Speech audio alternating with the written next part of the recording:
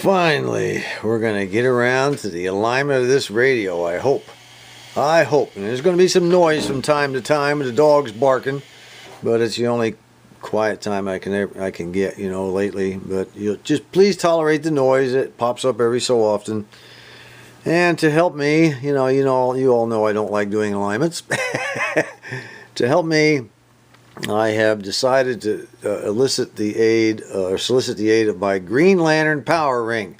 So anytime, my Green Lantern power ring's already gone out. Boy, that tells you how I like these. There we go. Okay, we now have that Green Lantern power ring going. That's going to help a whole lot.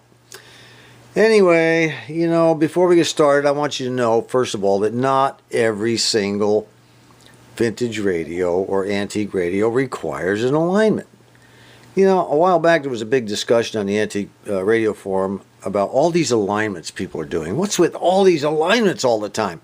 We had one guy that had been in this business for years and years, and he said he maybe did 20 alignments the whole time he was in the hobby. He said that radios just don't need it. And then of course Phil, Old Steel City, our buddy from England, he had the same comment. He said, not every radio needs alignment. And he's 100% right. Just because it's old, if you turn it on after you've recapped it and changed resistors and fixed all the malfunctions, if you turn it on, the radio works fine. It tunes in great on both the broadcast band and the shortwave and long wave, whatever. Then if it's tuning in fine and picking up stations, that's great. That's all you need to do. And frankly, this radio I don't think requires alignment either. And however, this what I'm doing here is a restoration. And I'm trying to show you folks how to do certain things. Therefore, we're going to go through the alignment. The first thing we have to do according to the alignment procedure is we have to move the dial light all the way go all the way down to the long wave scale. So let's do that. This is the broadcast scale, or medium wave. We're going to go down to the next one lower than that. There it is. And now it says turn the dial all the way to the left until you get the light in the center line between these two right here. You want to line it up as close to that center line as you can. Now, if you can't get it aligned the way you want, you have to take your screwdriver, put down back in the back here, unloosen the screw on the hub, and then go ahead and adjust it all the way counterclockwise. At the time, you have to make sure your variable capacitor vanes do not move. You have to make sure they're stable, and then you go ahead and move your dial counterclockwise until that light lines up with that center line right there. Now the next step, according to this thing, is to go ahead and set up your signal generator for 470 kilocycles. And then set your range switch to the broadcast, and then dial in 580 kilocycles, which I have done right here. I have 580 kilocycles dialed in the broadcast band. After setting the range switch to broadcast, then the next thing you have to do is connect your signal generator through a 1 or a 0.1 microfarad capacitor to the control grid of the 6A8, which is this front tube right here. Okay. Now I don't need to use a 0.1 microfarad capacitor between the positive lead and the grid of that tube, because my signal generator lead has one already built into it. You can do that yourself. You could put one in line and then just go ahead and put a big old piece of heat shrink over there, and you never have to worry about it. It's always there. That's a 0.1 microfarad. It should take care of most of your needs. The purpose of that 0.1 microfarad capacitor is to keep DC voltage from the radio from getting up into your signal generator and screwing up things inside. That's all it's there for. Now, in addition to hooking up setting up your 470 kilocycles and setting your dial and all that other crap, hooking up your test leads, you have to hook your test lead to the control grid of the 6A8. Now, I can't reach down in there with my test lead, so I just went ahead and hooked it over here, same place. Okay. The control grid wire comes out and hooks right there, so I just hook it there. Then I just grounded it on one of these tube shields. Ground is ground, to the chassis ground. The signal generator is set up, the frequency counter is set up. I've just got the frequency ground wires connected directly, just clipped to the signal generator wires right here, so I can kind of just clip them on there where the signal generator wires are connected to the gator wires that go into the radio. And the next thing we have to do is connect up our output meter, our vacuum tube voltmeter. Now, according to the instructions on the alignment, you're supposed to connect the 2 leads from the vacuum tube voltmeter, one of them to the a plate of the 6F6 output tube. If I can get it, okay, there we go. One here, and the other one to the cathode. Well, of course, you can see the cathode's grounded.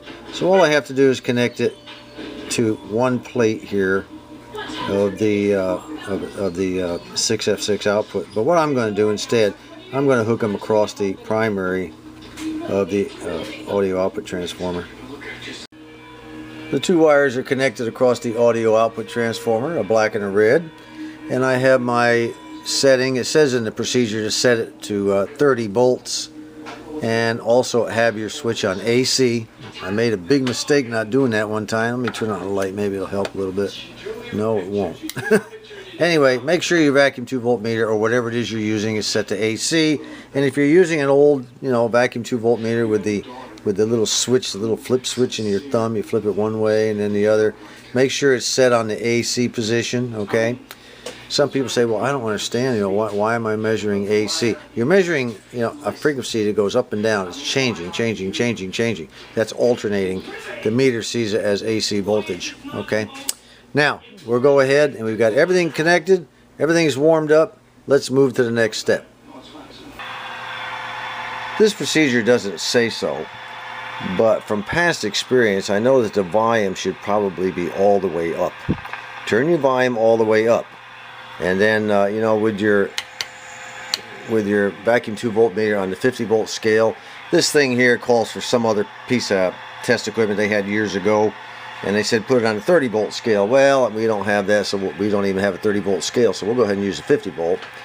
And I've got the volume all the way up, and then my attenuator is down low. We need to really tone it down here. We just want to barely hear that tone coming through, if we're lucky. See, we don't want to hear that. We want it to be just barely coming through. Let me go ahead and adjust it here. Okay, you can just barely hear it, okay, with the volume up. Now what we have to do is we're supposed to adjust these 4 screws. 1, 2, 3, and 4 on the 2 IF cans.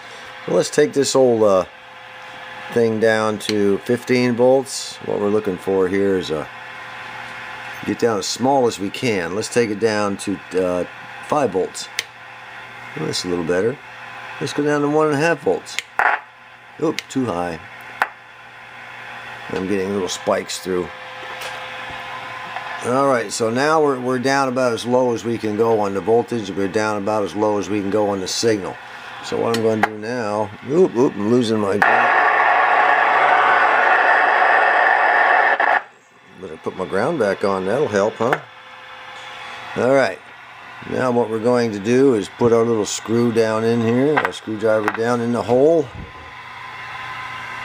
Let's see if I can turn the light on, that might help. Oop, that doesn't help.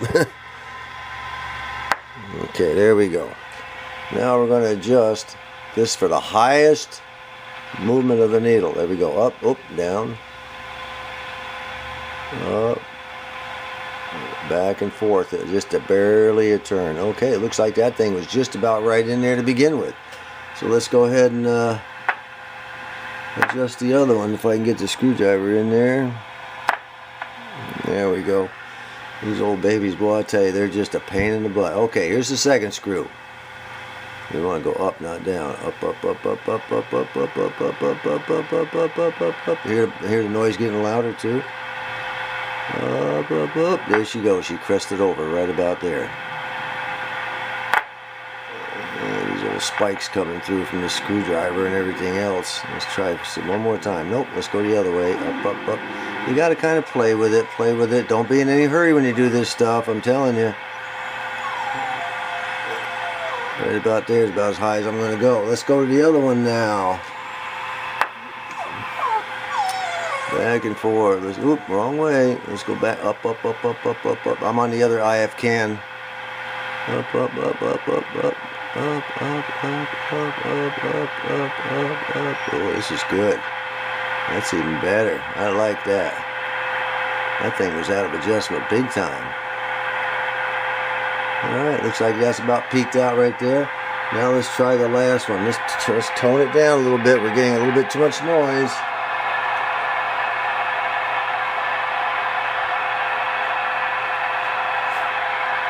About as low as we're going to go. Alright, let's try the last adjustment on the second IF can. Oh, the other way. Up, up, up, up, up, up, up, up, up, up, up, up, up, up, up. Don't worry about those little spikes. It's going to happen, okay?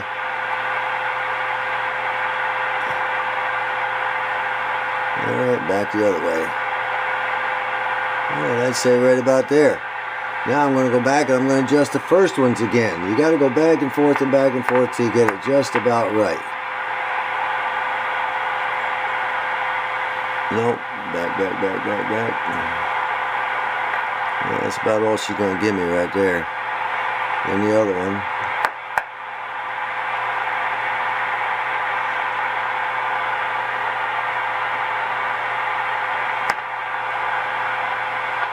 And back up here.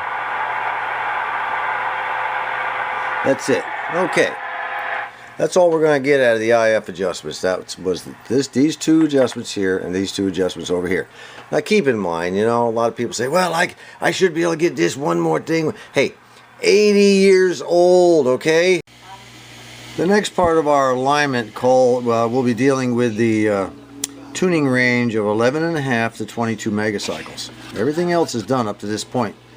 And it says what we're supposed to do is connect the output of the signal generator to terminal 1, which is the antenna terminal on the back of the radio, and then ground the negative lead of the signal generator to terminal 3 on the back of the radio. So terminal 1, terminal 3 on the antenna connector on the back of the radio. And it says that, you know, there's a little thing back there that flips back and forth and shorts the terminals together. They said that terminals 2 and 3 have to be shorted together. Now I've already done all that. I've got the red lead right here going back to the rear, and I've got it connected to terminal 1 on the antenna terminal board. And this is the black lead going back connected to terminal 3. And I've got that little flipper thing flipped around connecting terminal 2 and terminal 3 together. And then it says set the controls and adjust the compensators for maximum output as follows. Okay, and the first thing it says, go to position 5, which is the 20 megacycle band, which is the top one. So let's do that all the way up to position 5. Now as I push in on this, you see how it gets a lot narrower. That is a really narrow beam. I know it doesn't look like it in the camera.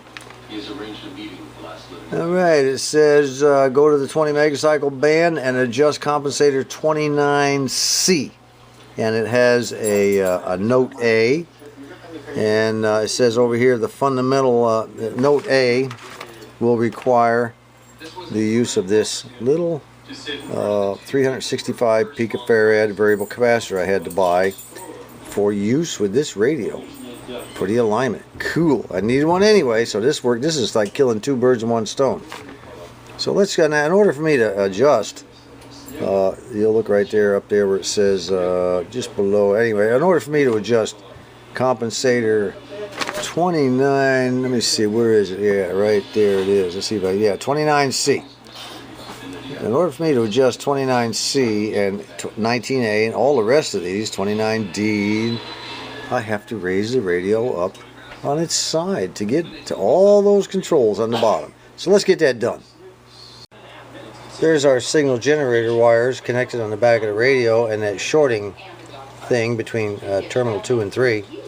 Nothing to it, just clip them on, move this thing over and tighten the screw. Each of these are labeled 1, 2, 3, 4, can't beat it. Now, before I started this procedure, the things we're going to be adjusting, the compensators or the the capacitors, the trimmer caps, we're going to be adjusting are all of these, okay? All right. And I went through using the drawings and the schematic and everything. I went through and I numbered every one of them. See, I don't know if you can see that number. And let me see if I can zoom in here. I took a pencil and I numbered each one of them before we even started. Can you barely make that out right there? Let me see if I can get this. Probably can't make it out. It's just not enough light in here. But I've got each one marked with a pencil. Just doesn't want. There you go. You can barely make it out. Okay, I've got 27. I can't read them through the camera very well, but I have them all numbered, each one, all the way down and all the way around. So as I go through, I don't have to keep referring back to the drawing and, you know, the alignment procedure. What's this? What's that? What's it? I got them all numbered. Okay, now let's see what the next step calls for. The signal generator is set up at 20 megacycles, and as you can see, I verified on the frequency counter. And I have the dial set to 20 megacycles on that top band. The way this thing reads now, it gets a little complicated right here. It says what you have to do. The one we're going to be dealing with first is this compensator right here. Let me get I think I can use the light on this one here now. Yeah, the first compensator is 29C, and as you'll notice, it's got some purple paint on it. Someone had put some purple paint on it. So let's zoom in here. Yeah, I think that'll work pretty good if it'll focus in. Come on. There we go. Alright, now it says what you're supposed to do is turn this, the first step in adjusting your 20 megacycles is you turn it clockwise until it peaks out the meter. Then you back it. Now that first peak is not the fundamental frequency. You want to adjust it on the fundamental frequency. That would be the image frequency. On the first, when you go clockwise and you peak out the meter the first time, you're hitting the image frequency. Then they want you to back it off, back it off, back it off until it peaks again, and that would be your fundamental frequency.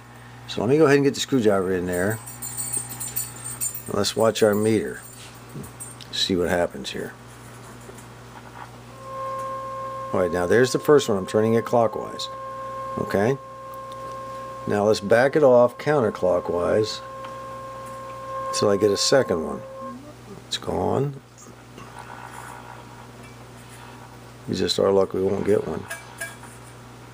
I'm doing this thing really slow, really slow. Oh, there it is. Going back the other way.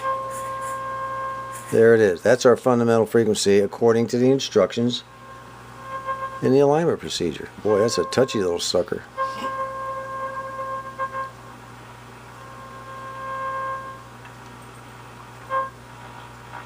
I'm going to go past it and then bring it back up.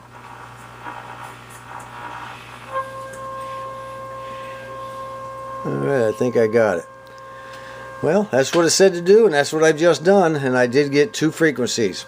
A fundamental, and then an image frequency, and then a fundamental. We're supposedly on the fundamental right now. What's next in this procedure? The next part of the procedure requires us to remain in the 20 kilocycle frequency range on the dial up here and coming out of the signal generator. And we're going to have to use this variable capacitor. We're going to shunt across 29C. Now 29C is the one we just got done adjusting.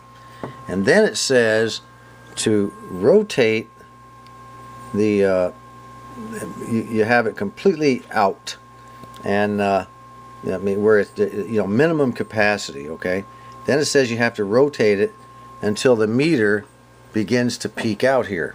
So I'm going to be rotating it in this direction like that. Okay, and when I get it peaked on the meter using this, then I'm going to go ahead and adjust 19A, which is this one right here, and I'm going to peak it out. I'm going to peak it out. We'll cover why that's like that. Okay, so here we go. Let me see if I can get a maximum reading by adjusting the variable capacitor counterclockwise until I get a peak here. Let me see what's happening here now. Here we go.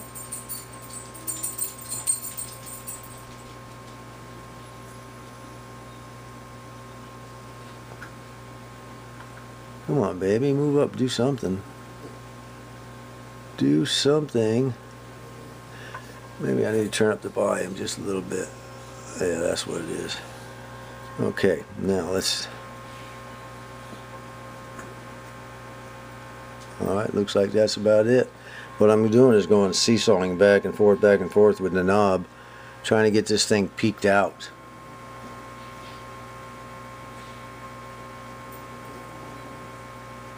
Looks like that's all I'm going to get. Alright. Now we'll take our screwdriver and put it in 19A. See if we can peak it. Nope, wrong way. It's going up, it's going up, it's going up. Alright, alright. It's actually working. I can't believe it. Oh, there it is. How about that? She actually worked like the procedure said. Now, according to the notes, we're almost done with this video, by the way. This is going to take more than one video. I can see that already. According to the note, what we're doing by increasing the capacitance with this variable capacitor across that trimmer cap right there, we're increasing the capacitance is what we're doing. And it says to eliminate the effect of RF compensator, detuning the oscillator circuit, a variable condenser of approximately 355 microfarads or picofarads is connected from the oscillator compensator to ground where designated in the instructions above. And what we're doing is eliminating the effect of RF compensator detuning the oscillator. So that's what we're doing.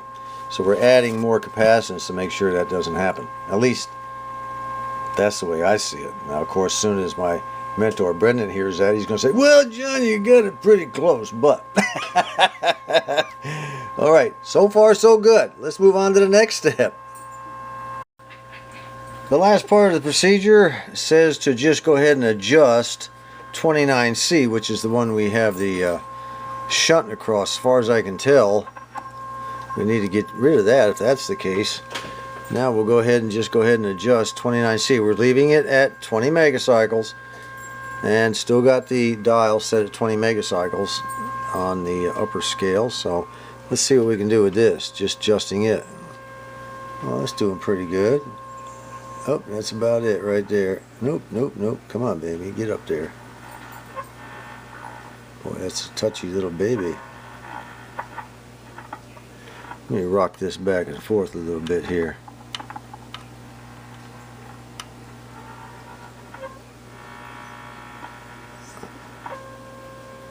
Looks like that's about as high as we're going to get that thing. Man alive, that thing is really touchy. Try it again.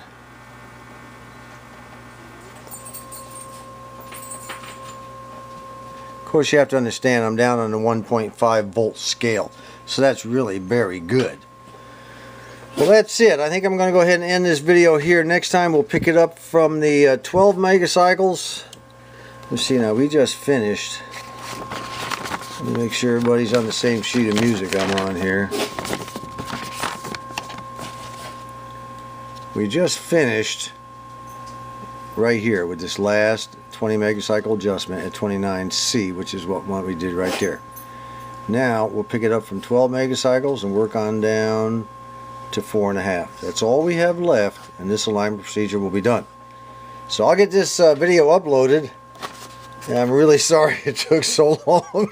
God, you have no idea how I wanted this thing done. I wanted it done worse than you did. Okay, until next time, for part 2, this is John.